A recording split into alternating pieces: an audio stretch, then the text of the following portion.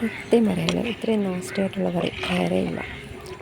ഇപ്പോഴും ഞാൻ ഓർക്കുന്നു, പണ്ട് ഞങ്ങൾ നാട്ടിൽ അവധിക്ക് വരുമ്പം വേനലവധിക്കാണല്ലോ വരാറ്.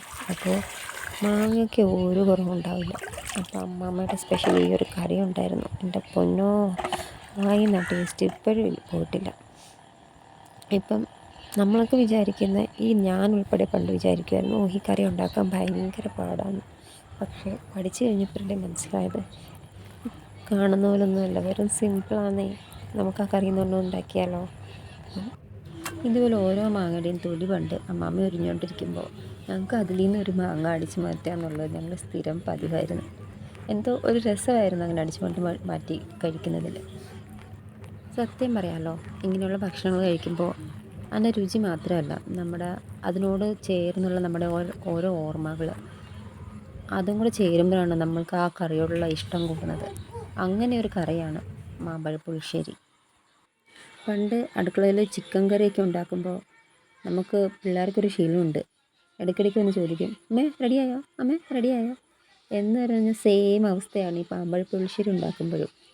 ഇടയ്ക്കിടയ്ക്ക് വന്ന് അടുക്കളയിൽ വന്ന് എത്തി നോക്കുക, അമ്മാമ്മേ ഓക്കെ ആയോ, ശരിയായോ. വെറുതെ അല്ല ആളിന് കിരീടം കിട്ടിയ രാജാവിൻ്റെ കിരീടം.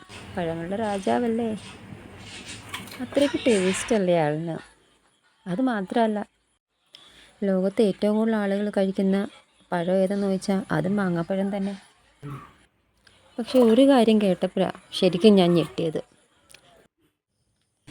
നമ്മുടെ ഈ ചുറ്റുവട്ടത്ത് കാണുന്ന 10 15 തരത്തിലുള്ള മാങ്ങയല്ലാന്നേ, 500 കൂടുതൽ തരത്തിലുള്ള മാങ്ങകളുണ്ടെന്നാണ് പറഞ്ഞു കേട്ടെ.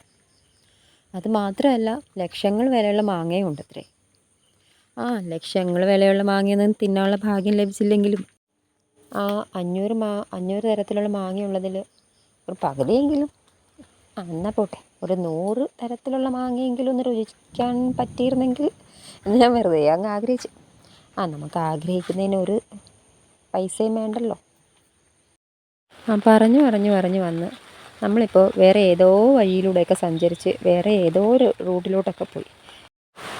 അപ്പോൾ എൻ്റെ സിമ്പിളായിട്ടുള്ള എന്നാൽ സൂപ്പർ ടേസ്റ്റി ആയിട്ടുള്ളതും അതിനെല്ലാം മേലെ നല്ല നോസ്റ്റാൾജിക് ആയിട്ട് ഫീലിംഗ് തരുന്ന ഈ കറി റെഡി ആയിട്ടുണ്ട്.